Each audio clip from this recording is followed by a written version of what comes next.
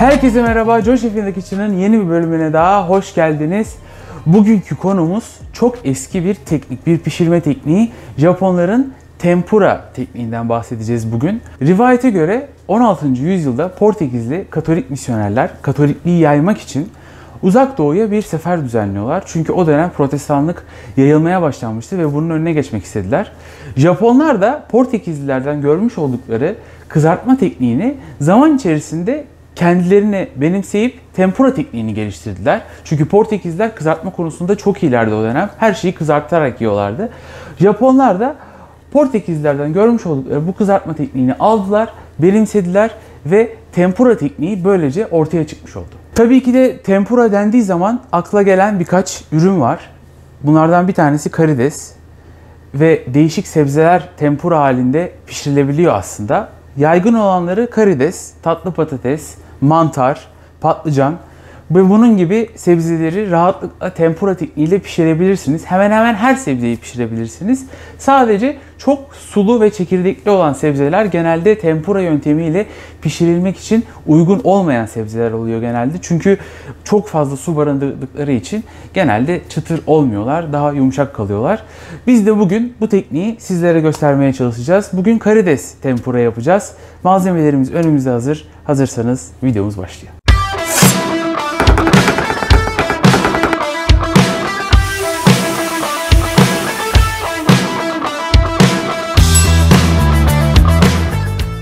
Karides tempuramızla beraber servis edeceğimiz bir sos yapacağız öncelikle. Öncelikle sosumuzdan başlayacağız. Sos için kullanacağım basit ürünler var. Hemen şöyle şu büyüklükte bir zencefili sarımsak ezeceğimizden geçiriyoruz. Ve hemen akabinde birazcık da sarımsak eziyorum. Bunun içerisine şöyle soya sosu ekliyorum. Birazcık esmer şeker ekliyorum içine. Şöyle pirinç sirkem var. Pirinç sirkesi de ekliyorum içine. Pirinç sirkeniz yoksa bunu direkt es geçebilirsiniz. Ve son olarak içine birazcık kavrulmuş susam ekliyorum. Bunu şimdilik kenara alıyorum. Birazcık kenarda beklesin, dinlensin. Biz o sırada karideslerimizle ilgilenelim.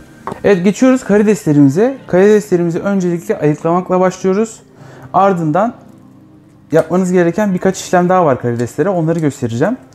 Ayıklarken kuyruğu üzerinde bırakıyorum. Güzel bir sunum yakalayabilmem için yapıyorum bunu.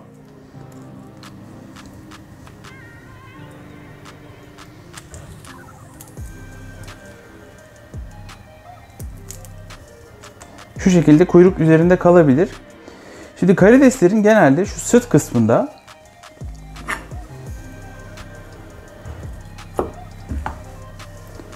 şöyle siyah, bunda az var,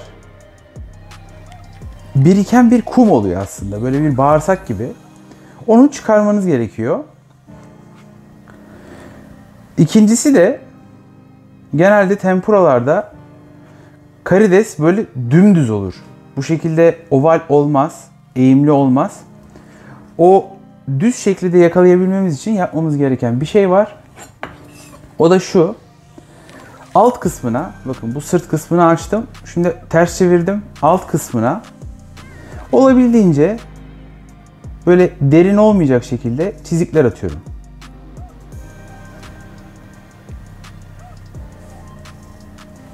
Birkaç tane çizik attım. Ve şimdi tekrar ters çeviriyorum. Ve yavaş yavaş şöyle parmaklarımın ucuyla aşağı doğru bastırıyorum. Burada o kasların yavaş yavaş kırıldığını hissedeceksiniz. Ve karidesiniz bu şekilde düz bir şekil alacak.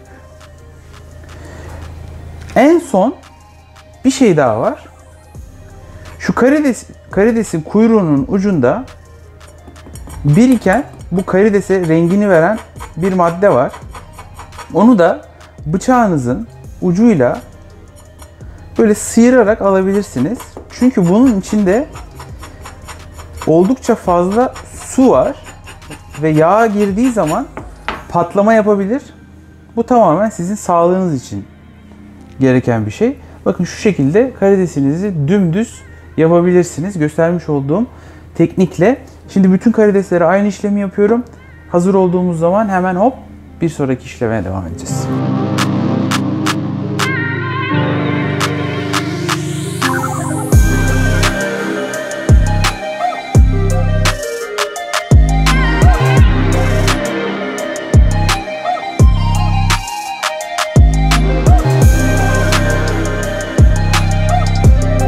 Karideslerimizi tek tek ayıkladık ve olması gereken şekli de verdik. Ben bunları bir kağıt havlunun üstüne aldım. Üzerlerini de bir kağıt havluyla kapatıyorum. İyice kuru olmaları lazım ve şimdilik bunu kenara alıyorum. Şimdi ne yapacağız? Bu tempura karışımımızı hazırlayacağız. Un, su ve yumurta kullanıyoruz bunun için.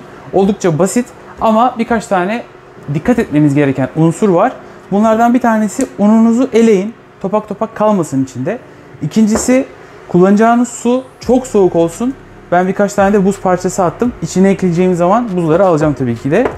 Üçüncüsü de bu yapacağınız karışımı önceden yapmayın. Son ana bırakın. Beklemesin. Ve bunu karıştırırken herhangi bir çırpma teli falan kullanmayın. Bir çatal kullanabilirsiniz. Ben chopstick kullanıyorum. Chopstick ile karıştırırken tamamen unun dağılmasına gerek yok. Birazcık böyle topak topak kalabilir. Birazcık böyle içinde iri parçalar olabilir. Çünkü bunu iyice karıştırayım, iyice birleşsin, tek parça haline gelsin diye uğraşırken ununuzu fazla yorabilirsiniz ve gluten çalışmaya başlayacaktır içinde ve kızartmaya başladığımız zaman da o istediğimiz hafifliği elde edemeyeceğiz. Ben yağımı kızdırmaya başladım. Bu da çok önemli. Yağınız kızgın olsun siz bu işlemleri yaparken ki hazır olur olmaz hemen kızartma işlemine başlayabilelim. Şimdi suyum oldukça soğuk. Yumurtam. Burada bir tane yumurta kullanıyorum. Şimdi ne yapıyoruz? Gayet basit. Hemen yumurtayı önce şu buzları içinden alıyorum. Suyum artık buz gibi. Hemen yumurtayı bunun içine atıyoruz. Şunu şöyle bir karıştırıyorum. Bunun içine birazcık tuz da atabilirsiniz. Karidesler biliyorsunuz hiç tuz yok karideslerde. Ben en son atmayı tercih ediyorum. Üstüne kızarttıktan sonra üstüne atmayı tercih ediyorum. Şimdi bunu karıştırdık ve yavaş yavaş bunun içine atıyoruz, ekliyoruz.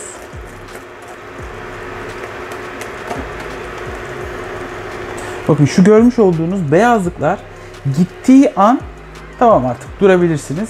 Daha fazla karıştırmanıza gerek yok demektir. Daha fazla karıştırmıyorum. Un daha fazla yorulsun istemiyorum. Bakın içinde hala topaklar görünüyor. O olsun, önemli değil. Hatta daha da güzel oluyor. Bu şekilde bırakıyoruz. Şöyle bir yanda da unum var. Önce karidesleri una bulayacağız. Ardından bu karışıma batıracağız ve yağımızın içine alacağız. Yağım şu an ısınıyor dediğim gibi. Derece kullanıyorum. Tavsiye ediyorum. Siz de derece kullanın. Çünkü yağınızın 160 ile 180 derece arasında olması lazım. Daha yükseğe giderseniz dışı çok çıtır kalacak, içi hamur kalacak. Daha düşük bir derece kullanırsanız da bu sefer içine yağ emecek ve o istediğiniz çıtırlığa erişemeyeceksiniz. Bakın daha fazla bekletmiyorum. Bu aşamada gerçekten hızlı olmanız lazım. O yüzden size tavsiyem bütün malzemelerinizi hazırlayın. Ondan sonra yapmaya başlayın. Şimdi karideslerimizi tek tek buraya buluyoruz. Her seferinde aşağı yukarı 5-6 tane kızartacağım. Hepsini bir anda atmayacağım. Hepsini bir anda atarsam yağım bir anda soğur ve karideslerim çıtır olmaz. O yüzden ne yapıyoruz? Birkaç tanesini unladık. Şimdi kuyruğundan tutuyorum. Bakın kuyruğunu batırmayacağım. Kuyruğunu dışarıda tutacağım. Şöyle batırıyorum.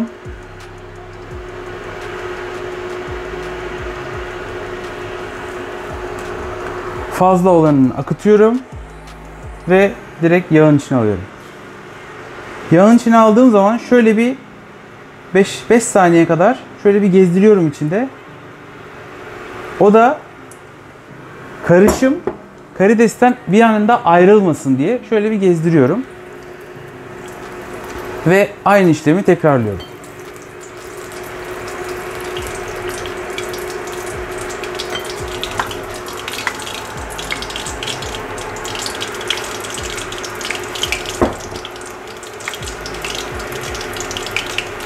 Bu arada karidesleri 1 dakikadan fazla kızartmayın.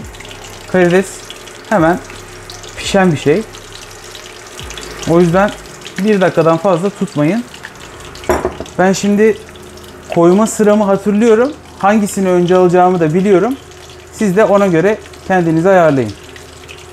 Karides tempuralarımız hazır. Hepsini güzelce kızarttık. Ve şöyle bir sunum yaptık. Önce yapmış olduğumuz sosumuz kenarda ve tempuralarımız da gördüğünüz gibi kuyruklar dışarıda kalmış ve sunum için gayet de hoş duruyorlar. Şimdi bir tanesinin de çıtırlığını size dinletmek istiyorum. Dışının çıtır çıtır olduğunu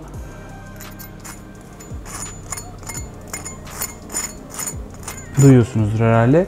Dışları çıtır çıtır gayet güzel oldular. Üzerlerine de en son kızarttıktan sonra dediğim gibi birazcık tuz takviyesi yaptım. Çok fazla abartmamak lazım çünkü yanında soya sosu var. Onu da unutmayın. Efendim bugün tempura, karides tempura yaptık. Tempura tekniğinden bahsettik. Birazcık da nereden geldiğinden bahsettik. Umarım bu tarifi yaparsınız ve beğenirsiniz. Kanalımıza henüz abone olmadıysanız abone olmayı, eğer videoyu beğendiyseniz beğen tuşuna basmayı ve altta da yorumlarınızı eklemeyi unutmayın. Bir sonraki hafta tekrar görüşmek üzere. Hoşça kalın. Kendinize çok iyi bakın.